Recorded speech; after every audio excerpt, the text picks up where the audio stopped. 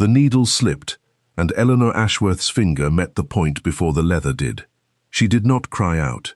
She had long since stopped crying out over small pains. She simply pressed her fingertip to her lips, tasted the faint iron of blood, and returned to her work, because the sole of her shoe would not mend itself, and there was no coin in the house for a cobbler, and there had not been coin in the house for a cobbler in the better part of 3 years.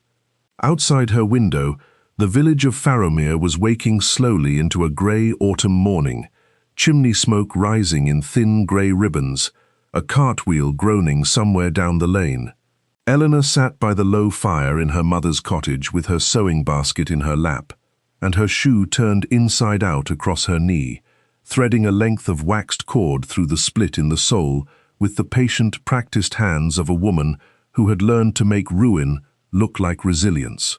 She did not know, as she worked, that 30 miles east, in a house far grander than any she had slept in for years, a man was folding a letter with her name upon it and telling his steward, in a voice too controlled to be calm, that he intended to find her before the year was out, whatever it cost him and whatever it revealed.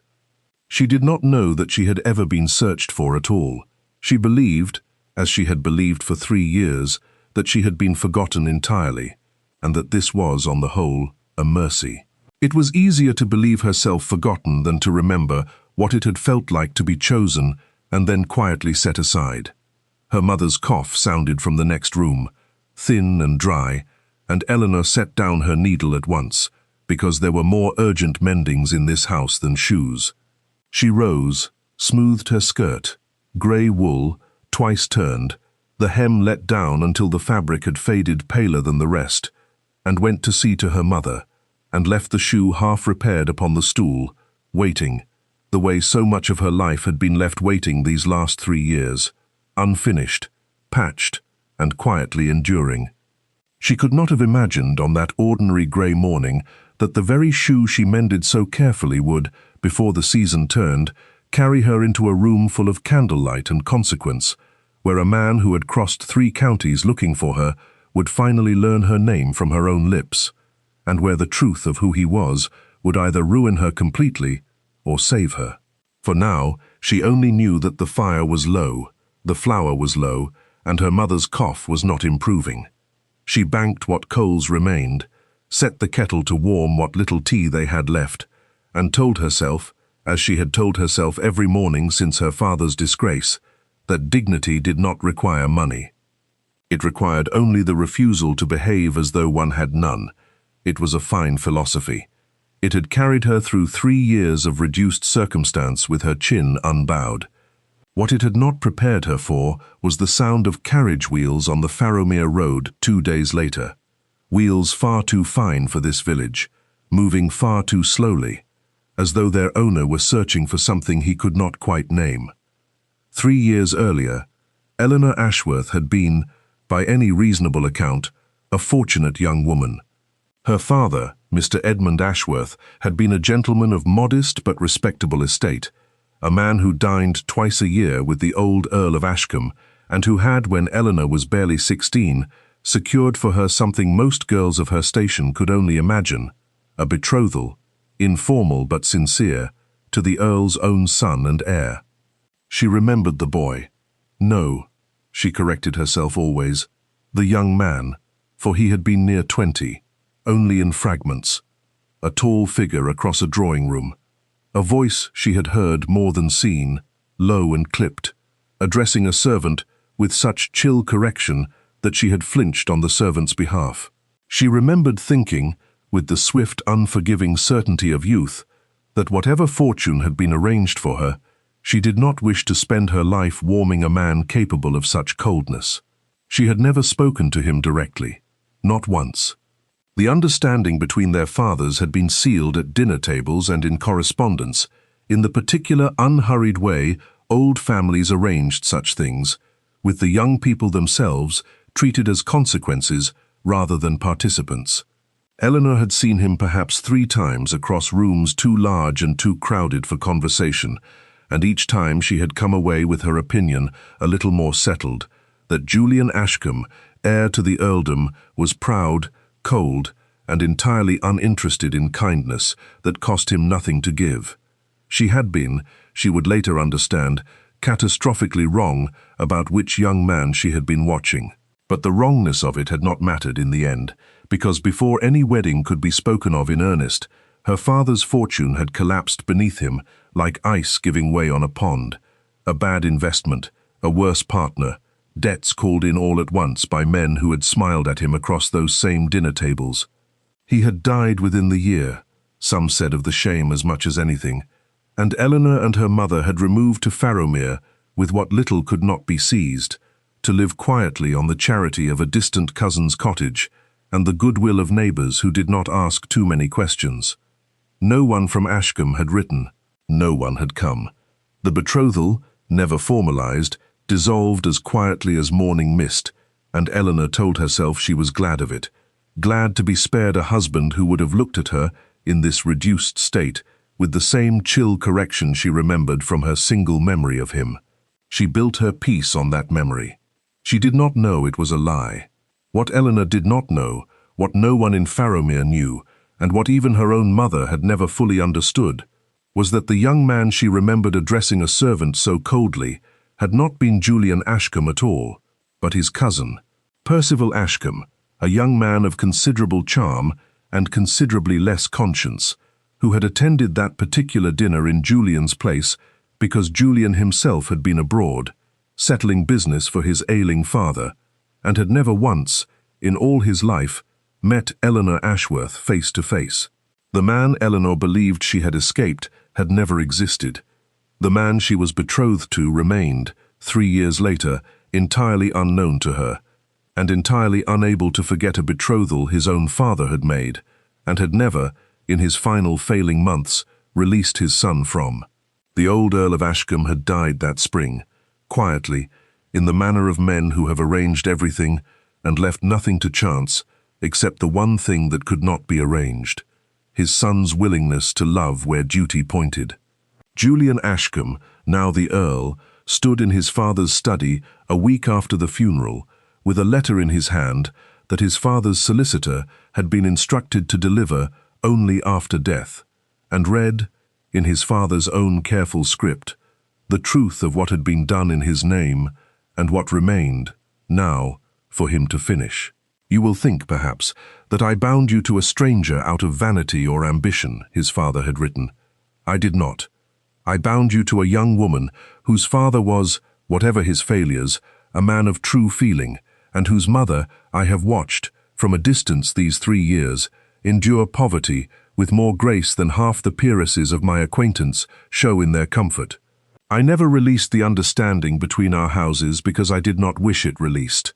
I wished you to find her, Julian, not because the law demands it, though it does, for the estate's entail is bound to that agreement in ways I have not troubled you with while I lived, but because I believe, though I never confessed to such foolish beliefs aloud, that you would love her, if only you would look. Julian read the letter 3 times before he set it down. He was not, by nature, a man given to sentiment. He had spent a decade being educated out of it, first by a father who mistook restraint for strength, then by the particular loneliness of managing an estate that would, upon his father's death, become entirely his to carry alone. He had met perhaps 40 young women in ballrooms across 2 counties who wished, quite openly, to become his countess, and he had found in each of them some variation of the same calculation behind the same practiced smile. He had never met the one woman his father had chosen for him before either of them were old enough to have a say in the matter. He had, if he were honest, mostly forgotten she existed, a name in an old agreement, a debt his father had chosen not to collect. But the letter left him no room for forgetting. The entail was real. Without a marriage that satisfied the specific terms his father had bound into it, terms that named, with maddening precision, Eleanor Ashworth or no one, the estate would pass sideways, upon Julian's death without an heir recognized by that agreement, to his cousin Percival, a man Julian trusted with roughly the same confidence he would extend to a fox guarding a henhouse. He had 30 miles of road ahead of him, a solicitor's dry legal summary of where the Ashworth women had last been recorded as residing, and a decision to make about how he would present himself when he found her. He could arrive as the Earl of Ashcombe, with all the ceremony and expectation that title carried, and watch her decide whether to love him or merely accept him, the way he had watched 40 other young women decide the same thing before ever truly seeing him at all. Or he could arrive as no one, a travelling gentleman of modest introduction, curious about a village and a woman he had never met, and learn, before she knew who he was, whether there was anything in her capable of being loved for its own sake, and not for a coronet. He chose the second. He told himself it was prudence. He suspected, even as he gave the order to his coachman, that it was something closer to hope, the fragile, humiliating kind he had trained himself for years not to feel. He did not yet know that the woman he was searching for had spent 3 years believing him cruel, cold, and beneath her notice, based on a memory that had never been of him at all. Neither of them knew, as his carriage turned onto the Farrowmere Road, how much of their future would depend on two people, slowly, painfully, discovering they had been wrong about each other from the very beginning. Farrowmere was not a village accustomed to strangers, and so when a gentleman in a plain but well-cut brown coat took rooms above the Green Boar and introduced himself to the innkeeper as Mr. Julian Hale, a surveyor come to assess the old boundary lines north of the river, the news travelled the length of the high street before his trunk had finished being carried up the stairs. He gave his name deliberately without title, and dressed deliberately without ornament, and told himself, as he unpacked in a room considerably smaller than his own dressing chamber at Ashcombe, that this was still, in every sense that mattered, an honest introduction. He was, after all, surveying something. He simply did not specify that the boundary he meant to map lay somewhere in the heart of a woman he had not yet met. He learned within a day that the Ashworth women lived in a cottage at the western edge of the village, that the elder Mrs. Ashworth was unwell, and that the daughter, Miss Eleanor Ashworth, was spoken of by her neighbours with a peculiar mixture of pity and respect. Pity for how far she had fallen, respect for how little she seemed to notice the falling. He learned this, and something in his chest tightened in a way he did not examine too closely, because it was one thing to read of a woman's endurance in his father's letter, and another to hear it confirmed by strangers who had no reason to flatter her. He did not go directly to the cottage. He told himself he was being cautious, gathering information as any careful man would before making himself known. In truth, he was afraid of what it would mean if she disappointed him, and equally afraid of what it would mean if she did not.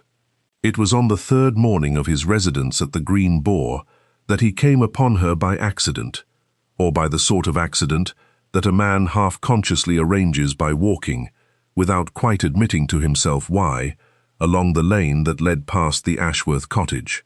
She was sitting on the low stone step outside her door, a shoe turned inside out across her knee, mending the sole with a length of waxed cord and a bone needle, her head bent so that a strand of dark hair had escaped its pins and fallen against her cheek. She did not look up at the sound of his boots on the lane, absorbed entirely in her work, and Julian found himself slowing his pace without meaning to, watching her with the peculiar attentiveness of a man who has been told, all his life, what a woman of quality looks like, and is now seeing something quite different, something quieter, and somehow more arresting for its lack of performance. She glanced up only when his shadow fell across her step, and he saw, in the half-second before she composed her expression, something unguarded and startled in her face, and then, just as quickly, a cool, careful politeness settling over her features like a shutter closing. "Good morning," he said, and found his voice, usually so certain in every room he entered, oddly unsteady. "Good morning, sir," she replied, in the flat, correct tone of a woman who has learned that strangers who notice her poverty rarely mean her well by it. "Might I help you find your way? Visitors are uncommon here." "I confess I am somewhat lost," he said, which was, in its way, entirely true, though not in the manner she would understand it. "I am surveying the boundary lines north of the river. Julian Hale, At your service. Eleanor Ashworth, she said, and did not offer her hand, and did not rise from her step, and he understood, watching her, that she had decided already what sort of man he must be, a gentleman of some means, passing through, likely to look at her mended shoe and her faded hem, and form the same conclusions everyone else in the county had formed, and had armored herself accordingly before he had spoken a dozen words. He found, to his own considerable surprise, that he minded this rather more than he expected to. "Your shoe," he said, nodding at the work in her lap. Because he did not know how else to prolong a conversation he had no legitimate reason to be having. "You mend it yourself."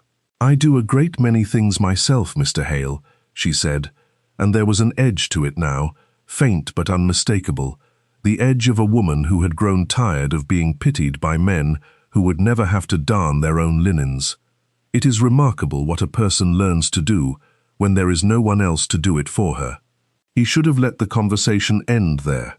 Every instinct of caution he possessed told him to bow, wish her good day, and continue on toward the river as his invented purpose required. Instead, he found himself saying, "I meant no offense by it." Something in her face shifted then, not quite softening, but reconsidering. "I did not think you meant offense," she said, more quietly. "I have simply grown accustomed to expecting it, from gentlemen who find my circumstances curious." "I find your circumstances," he said, before he could weigh the wisdom of the words, "considerably less curious than your composure in the face of them." She looked at him properly then, for the first time, really looked, the needle stilled in her hand, and he had the disconcerting sensation of being measured by someone considerably more perceptive than her modest cottage and mended shoe would suggest to a careless observer. "That is a strange thing for a surveyor to say," she said slowly. "I have been told I keep strange company with my own thoughts," he replied, and bowed, and took his leave, before either of them could examine the exchange any further. Walking north, toward the river, he had no genuine interest in, his pulse, behaving in a manner he found thoroughly inconvenient for a man who had told himself, only 3 days earlier, that this journey was a matter of duty and nothing more. Eleanor watched him go, her needle idle in her lap, and told herself firmly that she had no business being curious about a passing surveyor's opinion of her composure. She was, despite her own instruction to herself, considerably more curious than she wished to admit. He found reasons to pass the Ashworth cottage again the following day, and the day after that, each time constructing some plausible fragment of surveying business that took him, by pure coincidence, along the western lane at the hour when Eleanor was most likely to be out of doors.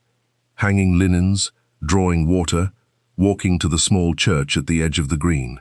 She noticed the pattern before he realized he had made one so obvious, and on the fourth occasion, when he stopped to admire, with rather transparent enthusiasm, a hedge he had already admired the previous morning, she set down her basket and regarded him with the particular dry patience of a woman entirely unfooled. "Mr. Hale," she said, "I begin to suspect your survey of Faromere's boundaries is proceeding with unusual thoroughness." He had the grace, at least, to look faintly abashed. "The northern boundary is more complex than I anticipated," he said.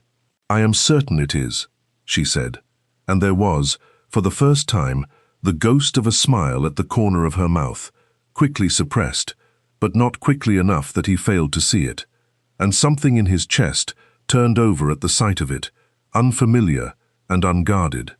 It became, over the following fortnight, a habit neither of them named aloud. He would find some pretext to walk the western lane. She would find, with increasing frequency, that her chores required her to be out of doors at approximately the hour he was known to pass.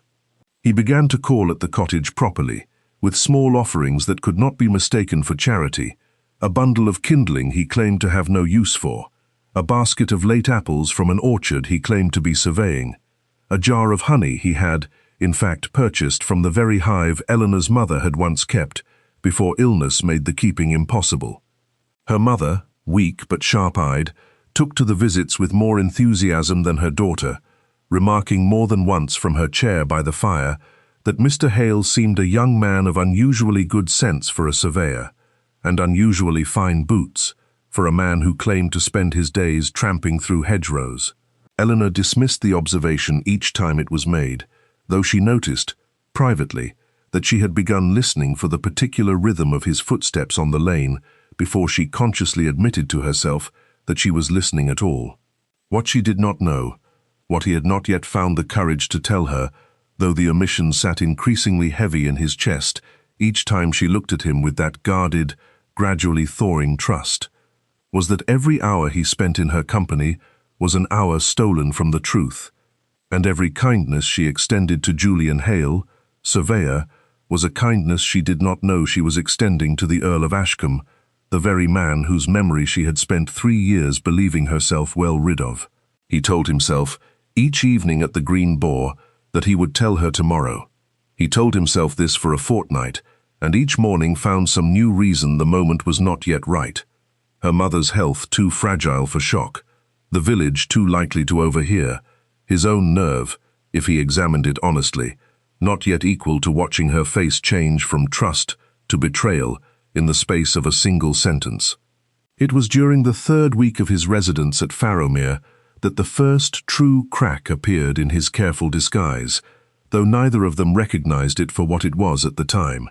He had come to know, in that fortnight, things about Eleanor Ashworth that no drawing-room introduction could ever have revealed to him. He knew that she rose before dawn to see her mother comfortable before beginning the household's work, and that she did this without complaint, though her own hands had grown rough and cracked from labor no gentlewoman's hands were meant to bear. He knew that she gave away more of their scarce bread than she kept for herself whenever a neighbor's child came to the door hungry, and pretended, when Julian noticed this and gently remarked upon it, that she had simply not been hungry that day. He knew that she read, voraciously, whatever books the village could supply her, worn volumes borrowed from the vicar's shelf, and returned within days, her mind clearly starved for the kind of conversation Farrowmere could not offer her. He had begun, somewhere in that fortnight, to understand that his father's letter had not exaggerated. He had begun, somewhere in that fortnight, to fall in love with a woman who believed him to be nothing more than a traveling surveyor of modest means, and the knowledge that she was falling, slowly and reluctantly, in love with a man who did not exist, sat on his conscience like a stone he could neither swallow nor set down. It was Eleanor who first spoke of the memory that had shaped her heart against the very man standing before her. They had fallen into the habit, on fine evenings, of walking as far as the old stone bridge at the edge of the village, where the river ran shallow and bright over smooth stones, and where propriety, thinly maintained by the presence of Eleanor's mother, watching from her window, and the general transparency of village life, permitted them a kind of conversation neither could have managed in a crowded room. "You are quiet this evening, Mr. Hale," Eleanor observed, watching the water rather than his face, which had become, she found, increasingly difficult to look at directly without her composure suffering for it. "I am thinking," he said carefully, "of duty, of the things a man inherits and cannot set down, whatever he might wish." "That is a heavy thought for a surveyor," she said, with the faint dryness that had become, between them, its own kind of tenderness. "I was once very nearly betrothed," he said. "True, in every particular," though he watched her face carefully as he said it, testing the water before he waded further in. "To a young woman I never properly met. The arrangement was my father's doing, made when we were both too young to have any say in it." Something crossed Eleanor's face then, a stillness, quickly masked, that told him he had touched, without meaning to strike it so directly, a wound of her own. "I too," she said slowly, after a silence that stretched long enough to be its own kind of confession, "was very nearly betrothed, once, to a man I met perhaps 3 times, and never once spoke with directly. I formed my opinion of him from a single evening, watching him address a servant with such coldness that I resolved, then and there, I should never wish to be his wife, whatever fortune it brought me." Julian's chest went tight and cold. "And what became of the arrangement?" he asked, though he suspected, with a dread he could not yet name, that he already knew. "My father's fortune collapsed before the marriage could be spoken of formally," she said, "and with it, I imagine, any interest the young man's family had in connecting themselves to us. No word ever came. I have always believed it was for the best. I could not have loved a man so cold, whatever debt of gratitude poverty might have taught me to feel toward the connection. And if," Julian said, his voice unsteady in a way he could not entirely master, "you had been wrong about him? If the coldness you witnessed had belonged to another man entirely, a cousin, say, or some other relation who resembled him only in circumstance and not in character." Eleanor turned to look at him then, something sharp and searching in her expression. "That is an oddly specific supposition, Mr. Hale." "I have found," Julian said, choosing each word with the care of a man walking across thin ice, "that first impressions are frequently mistaken for whole characters, when in truth they are only a single moment, badly lit." Eleanor was quiet for a long moment, watching the river. "Perhaps," she said finally, "I was wrong about him. I have wondered it myself, once or twice, in my weaker hours. But it scarcely matters now. Whoever he was, he never came looking for me. Whatever coldness I witnessed or misjudged, his silence these 3 years has spoken for itself." Julian said nothing, because there was nothing he could say that would not require him to confess, in that instant, the very truth he had been too cowardly to speak for a fortnight. That the man she believed had abandoned her was standing beside her at that very moment, and had crossed 30 miles of road specifically because he could not, in the end, leave her silence unanswered. He told himself, walking her home in a silence that had turned suddenly strained, that he would tell her the following day. He told himself this with less conviction than he had told himself the day before, because he understood now, with painful clarity, precisely how much her trust would cost him to spend, and precisely how much of it he had already, unknowingly, borrowed under a false name. He did not know that his hesitation would cost him the choice entirely, because in the village that same evening, a second stranger arrived at the Green Boar, and this one did not trouble himself with false names at all. Percival Ashcombe had followed his cousin's coachman's route with the diligence of a man who understood, better than most, precisely how much his own comfort depended upon Julian Ashcombe remaining unmarried, childless, and, should fortune favor him, dead before either condition could be remedied. He had learned of his uncle's death and of the terms of the old will from a clerk in the family solicitor's office, whose discretion had proven, as it so often did with clerks who were paid rather less than the information they guarded was worth, entirely purchasable. He knew of the entail. He knew of the Ashworth betrothal, buried in an agreement he had assumed, like everyone else, quietly dissolved by scandal 3 years past. And he knew, with the particular sick clarity of a man watching his own fortune crumble, that if Julian found the Ashworth girl and married her within the year, Percival's own claim to Ashcombe, a claim he had spent a decade quietly, patiently cultivating through his cousin's indifference to society and his own careful charm within it, would vanish entirely. He arrived in Farrowmere 3 weeks after his cousin, made considerably less effort to disguise his purpose, and found, within a single evening at the Green Boar's common room, more than enough loose village gossip to confirm his worst fears. That a Mr. Julian Hale, surveyor, had been calling with suspicious regularity upon a Miss Eleanor Ashworth, whose father's name Percival recognized instantly, and whose face, he had no doubt, would prove disturbingly familiar the moment he contrived to see it. He did not confront his cousin directly. He was, whatever else might be said of his character, not a stupid man, and he understood that direct confrontation would only harden Julian's resolve. Instead, he did what men of Percival's particular talents always did when threatened. He set about making the truth as costly as possible for someone else to bear. He called upon Eleanor Ashworth himself the following afternoon, while Julian was occupied at the far end of the village settling an invented dispute about a boundary stone, and introduced himself, with a bow of exquisite, practiced charm as Mr. Percival Ashcombe, a name Eleanor recognized instantly, and which struck her, in the space of a single indrawn breath, with the force of a physical blow. "Ashcombe," she repeated, her voice gone carefully flat, the way it always went when she was working hard to master some feeling too large for the moment. "Forgive me, sir. I once had some slight family connection, long since ended, to a house of that name." "So I understand," Percival said, with the mild, regretful smile of a man about to deliver news he claims to find distasteful. "Which is, in fact, precisely why I have come to call, Miss Ashworth.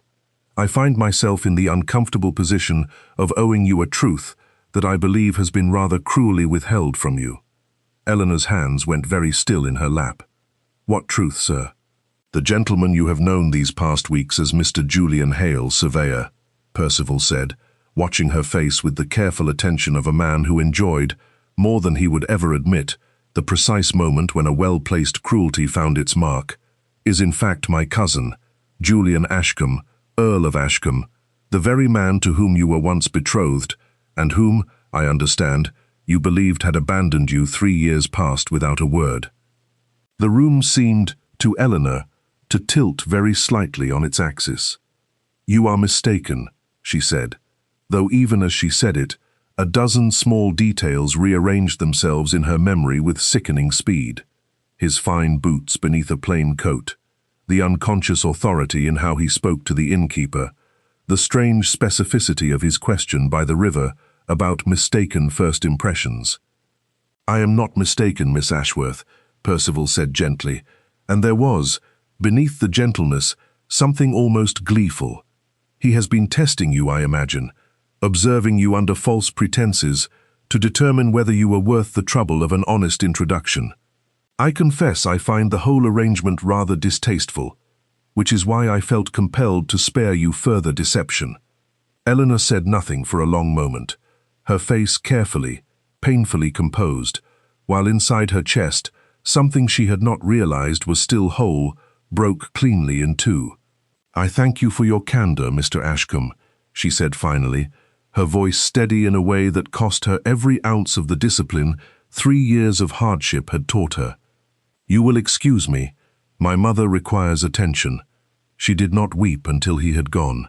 She did not weep, in fact, until she had climbed the narrow stairs to her own small room and closed the door behind her, and even then she wept quietly, with her hand pressed hard against her mouth, so that her mother would not hear and worry, and so that the village would not know that Eleanor Ashworth, who had borne poverty and disgrace with her chin held high for 3 unbroken years, had finally been brought low, not by circumstance this time, but by a man's deception, wrapped so carefully in kindness that she had let herself believe, for the first time since her father's ruin, that something good might simply be permitted to happen to her without cost. She thought of every honey jar, every bundle of kindling, every walk to the stone bridge, and understood now that each had been offered by a man observing her the way one observes an animal at market, assessing her worth, her temper, her suitability, all while allowing her to believe herself simply, ordinarily liked.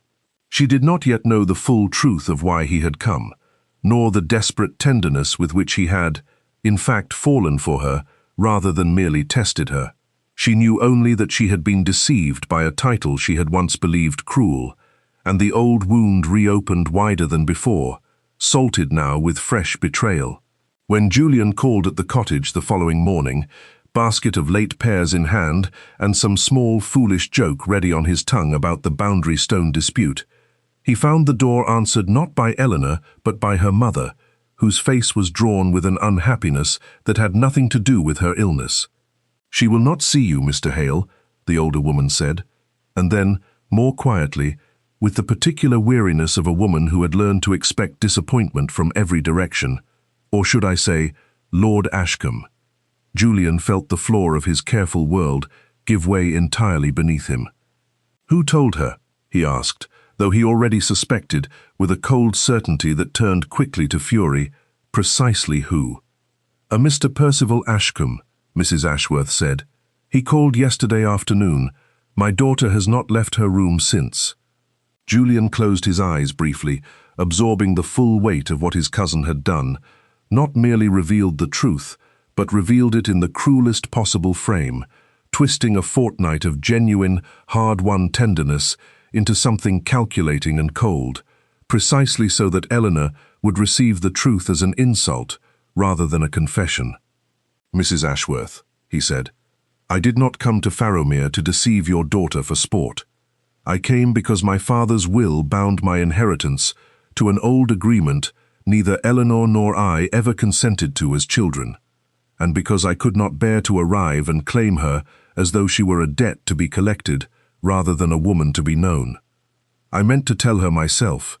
I delayed too long, out of cowardice, and I have paid for that cowardice with the one thing I could least afford to lose, her trust."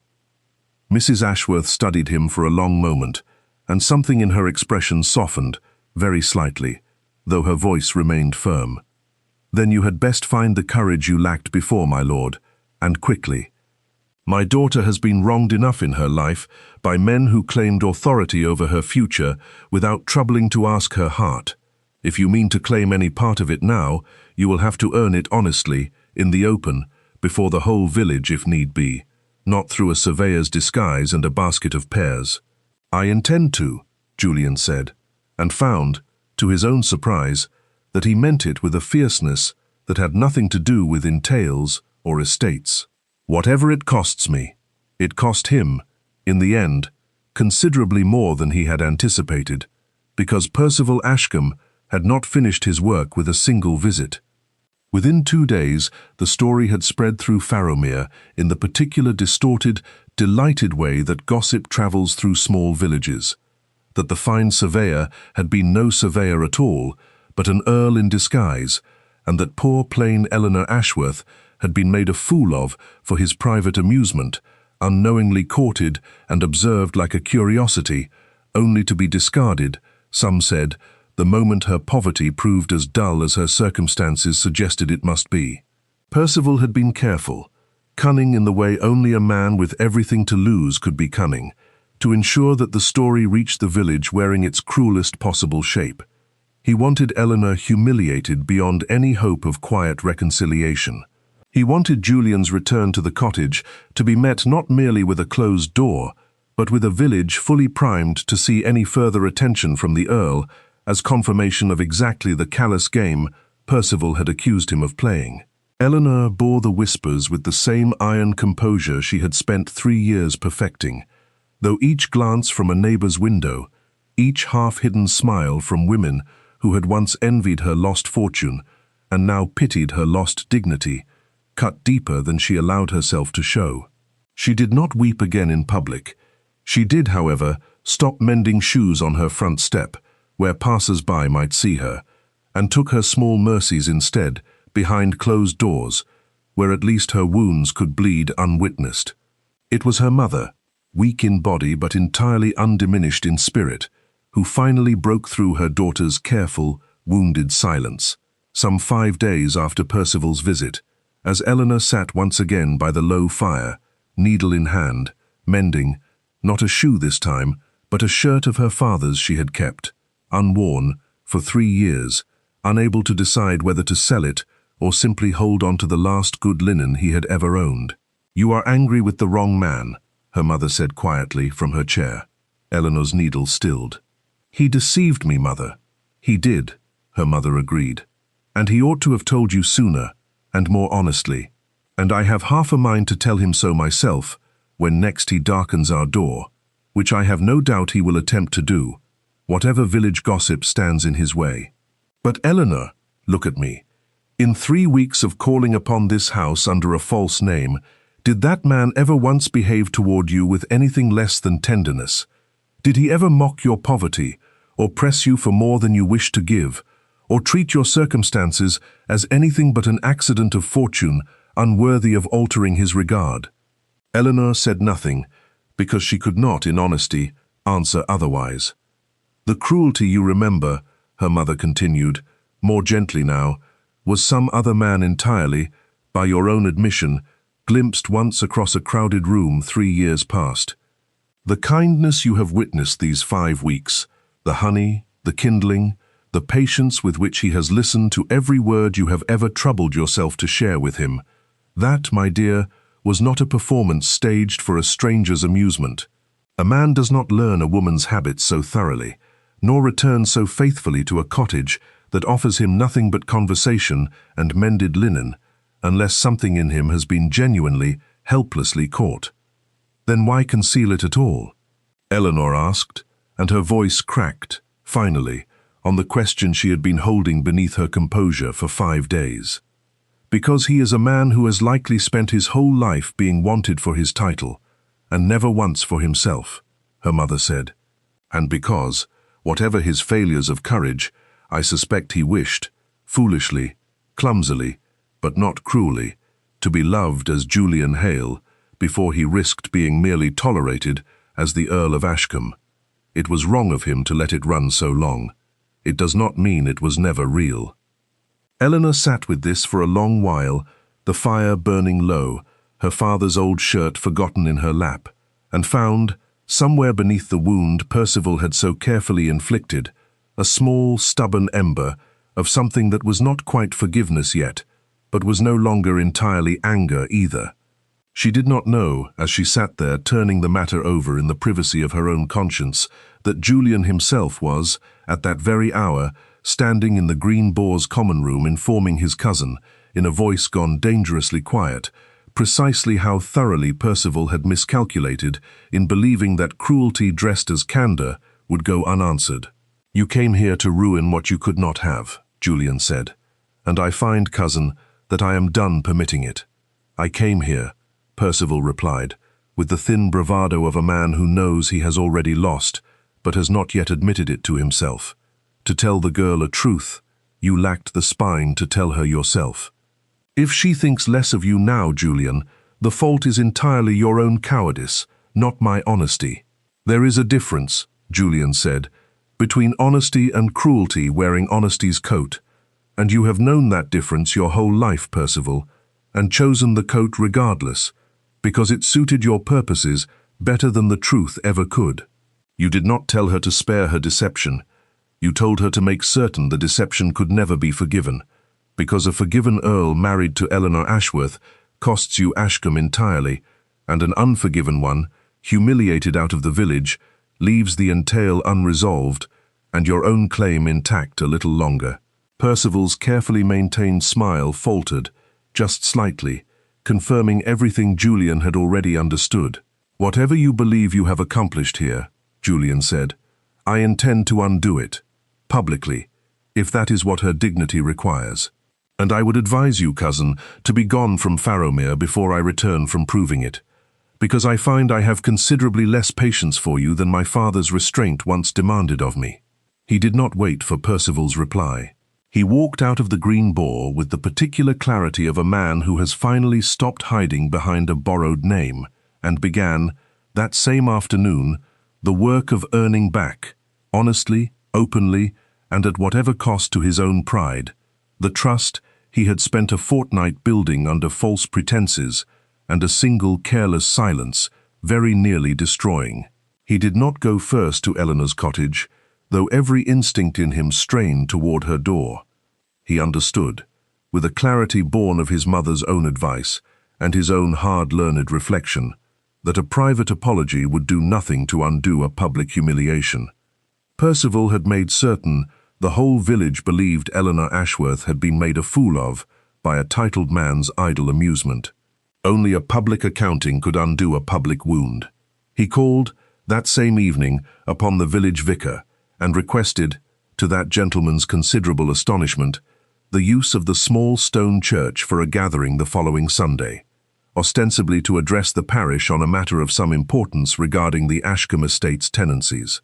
Word of an earl addressing the parish directly spread through Farrowmere faster than Percival's gossip had, and by Sunday morning the small church was fuller than it had been at Christmas, every soul in the village present and straining with curiosity, including, though she came reluctantly and only at her mother's gentle insistence, Eleanor Ashworth herself, seated near the back in her best grey wool, her chin lifted in the particular defiant posture of a woman determined not to be pitied twice in 1 month. Julian stood at the front of the church, dressed now not as Julian Hale the surveyor, but fully, unmistakably, as the Earl of Ashcombe, and addressed the gathered parish with a steadiness that cost him, though none in the room could see it, every ounce of composure he possessed. "I owe this parish an honest accounting," he began, "and I owe one woman among you an apology considerably more urgent than any address on tenancies, which I confess was never my true purpose in calling you here." A murmur ran through the church. Eleanor's hands tightened in her lap.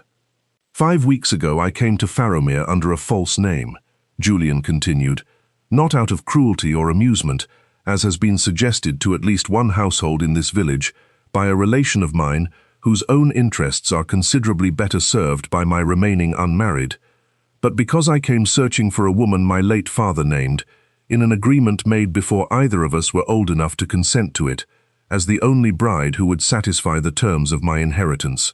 I did not wish to arrive as an earl and watch a woman decide, as 40 women before her had decided, whether she could love the title regardless of the man beneath it. I wished, selfishly perhaps, to be known first as myself." He looked, then directly at Eleanor, and the church seemed for a moment to hold its collective breath along with her.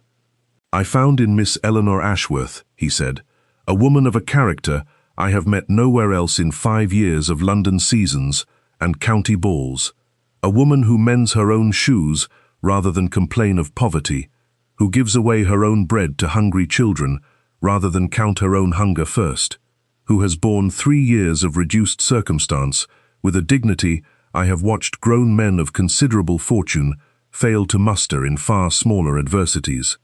I did not merely observe her, as has been suggested. I fell in love with her, entirely without meaning to, and entirely before I found the courage to tell her the truth of who I was. A cowardice, I confess freely, and for which I have already begged her mother's understanding, and now beg the whole parish's witness that my regard was never a game, and my delay in confessing it was never contempt, but fear. Fear that the truth, once known, would cost me the very thing I had, for the first time in my life, found reason to hope for." The church had gone entirely silent. Eleanor sat very still, her eyes bright, her hands pressed together in her lap as though holding herself in place by main force. "I do not ask Miss Ashworth's forgiveness today, before this whole parish, because I believe a woman's heart is anyone's business but her own," Julian said, his voice steadying now with something closer to resolve than fear. "I ask it only so that this village might understand, plainly and without further distortion, that whatever unkindness has been spoken of her these 5 days past has been built entirely upon my failure, and none whatsoever upon hers. Whatever answer she chooses to give me, publicly, privately, or not at all, she deserves to give it as a woman fully informed and fully respected, not as the subject of gossip manufactured by a man who wished only to protect his own claim to my estate at the cost of her good name." He bowed, then, not merely to the parish, but specifically, unmistakably, to Eleanor herself, and sat down, leaving the church in a silence that stretched long enough for every soul present to understand precisely what they had witnessed, not merely an earl's apology, but a man laying his pride down entirely at a poor gentlewoman's feet, in front of the whole world that had so recently pitied her.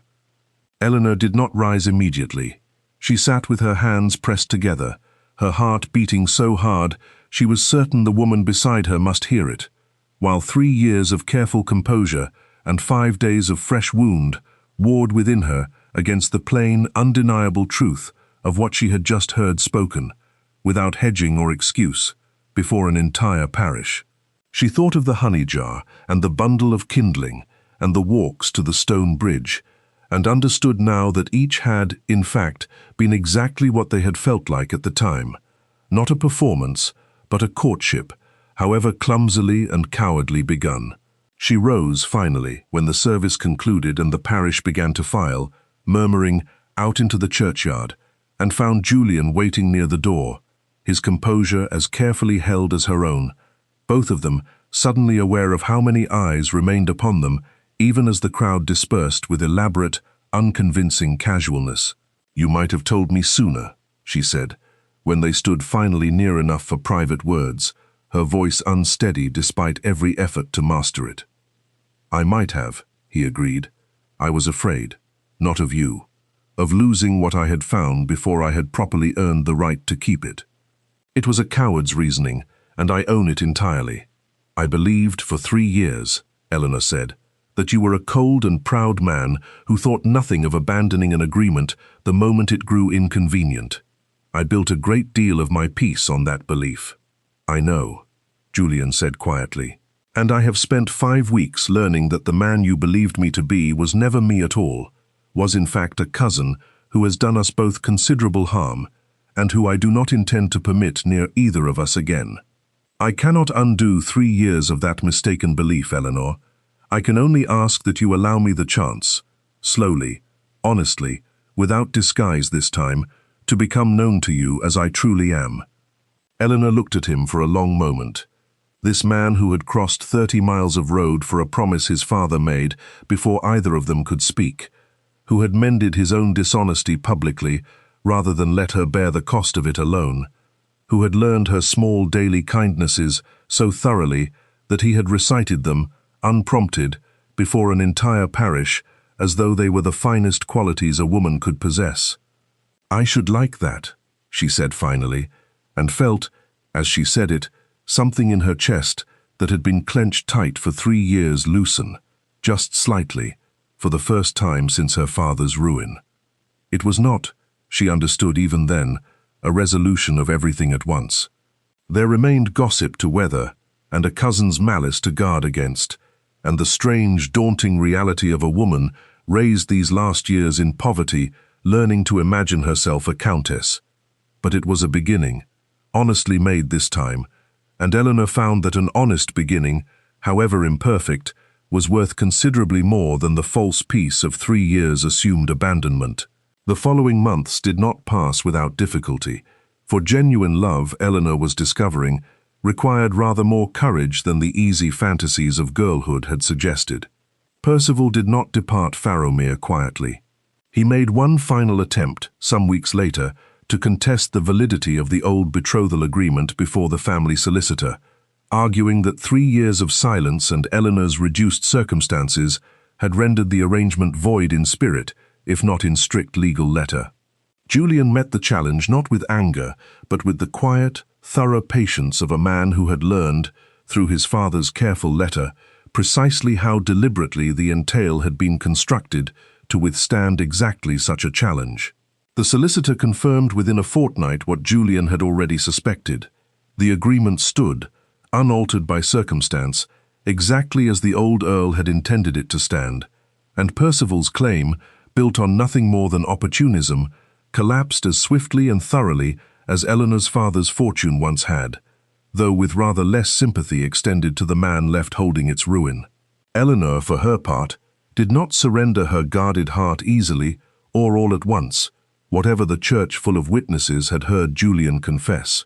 She required, in the weeks that followed, a great many ordinary proofs to set beside the extraordinary one he had offered before the parish, small things, patiently given. His genuine interest in her mother's health, arranging a physician from the county town at his own expense without once making the gift feel like charity. His willingness to sit through an entire evening listening to her recite passages from the vicar's borrowed books, with real attention rather than polite indulgence. His refusal, even once he might reasonably have claimed the right, to hurry her toward any decision she was not yet ready to make. It was on a clear evening in early winter, some 3 months after that first church confession, that Eleanor found herself once again seated on the low stone step outside her cottage, mending, though this time it was not a shoe in need of repair, but a fine kid glove Julian had given her weeks before, its seam having come loose at the wrist, and which she had insisted on mending herself rather than sending to a proper glover, because some habits of independence, she had discovered, she was not yet ready to surrender, even to love. Julian found her there, as he so often did now, arriving not by any invented pretext, but simply because he wished to see her, and stood watching for a long moment before she noticed him, her head bent over her work in the fading winter light, exactly as it had been on the very first morning he had passed her cottage as a stranger, calling himself Hale. "You are mending again," he observed, settling beside her on the step without invitation, which she no longer required of him. "I find I have grown fond of the habit," she said, not looking up. "There is a particular satisfaction in restoring something, rather than simply replacing it. I have come to think it applies to more than gloves and shoes." He understood her meaning, and something in his chest, still capable after all these months of tightening at her smallest observations, eased considerably. "I have a question to ask you," he said, "which I find I am rather more nervous to voice than I was standing before the entire parish some months ago."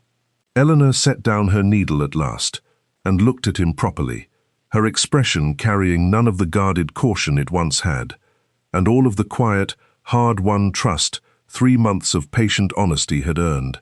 "Then ask it," she said, "and I promise not to make you suffer for the nerves, whatever your cousin might once have led me to believe about the mercy of this family." He took her hand, the same hand that had mended 100 small ruins with waxed cord and bone needles rather than surrender to despair, and asked her, there on the humble stone step of a cottage far smaller than any room in Ashcombe, to be his wife, not because an old agreement bound them, but because he could imagine no other woman beside whom he wished to spend whatever years his own father's careful, clumsy love had granted them the chance to discover. Eleanor Ashworth, who had once believed herself forgotten by fortune, who had mended her own shoes rather than admit how far she had fallen, who had spent 3 years building her peace on a memory that belonged to another man entirely, said yes, not with the relief of a woman rescued from poverty, though poverty's end was certainly no small mercy, but with the quiet, radiant certainty of a woman who had finally been known, fully and without disguise, and found, at the end of it, not merely a title, but a man worth the keeping. They were married the following spring in the same small stone church where he had first confessed his cowardice and his love before the whole parish. Eleanor's mother strong enough by then, thanks to steady care and steadier hope, to stand witness to her daughter's happiness with tears she made no effort to hide. Eleanor wore, beneath her fine wedding gown, the same mended shoes she had worn on the morning Julian Ashcombe first passed her cottage as a stranger. Not from necessity this time, for her closet held finer things now than she had known in years, but because she had asked the cobbler to leave that one old pair exactly as it was, waxed cord and all, a small private reminder that the truest things in her life had always been mended rather than replaced, restored through patience rather than granted by fortune. Julian, who had crossed 30 miles of road searching for a woman he had never met and found, instead, the only love he had ever truly chosen for himself, understood, watching her walk toward him down the narrow aisle in shoes that told the whole quiet story of who she had always been, that his father's final letter had been wiser than even the old Earl himself had perhaps dared hope, that some agreements made in duty could, given honesty enough and courage enough, grow into something no contract could ever have guaranteed, on its own. And Eleanor, taking his hand at last before the altar, understood that the coldest memory of her girlhood had never belonged to the man beside her at all, that she had spent 3 years grieving a stranger's unkindness, only to be found, in the end, by a man whose truest cruelty had been nothing more than fear, and whose truest kindness had been patient enough to outlast it. The village of Farrowmere spoke of the wedding for years afterward, though the story softened and shifted with each retelling, as village stories always do. Some said the Earl had disguised himself out of cunning, others that he had simply lost his heart before he found his courage, and a few of the oldest women, who remembered best of all, said only that they had watched a poor gentlewoman mend her own shoes on a cold morning, unaware that the very patience she poured into that small, humble task was the same patience that would one day mend a betrothal broken by silence, a village divided by gossip, and a man's heart guarded too long against the risk of being loved for himself alone. It was, in the end, exactly the story the old shoes had always been quietly telling. that the things worth keeping are rarely the ones handed to us whole, but the ones we choose, with patient and unglamorous care, to repair.